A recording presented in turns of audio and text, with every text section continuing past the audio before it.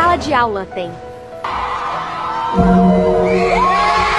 Ó o turista aí, ó o turista. Professor, não posso fazer aula hoje porque eu não consigo jogar handball, eu quebrei minha perna. Mas handball você joga com a mão e não com a perna.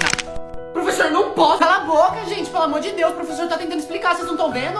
Quer conversar, conversa no corredor. Cala a boca, moleque chato, eu, hein? Que é isso? Gente, tá parecendo uma taturana. Sério? Mano, falta 5 horas. Olha aí.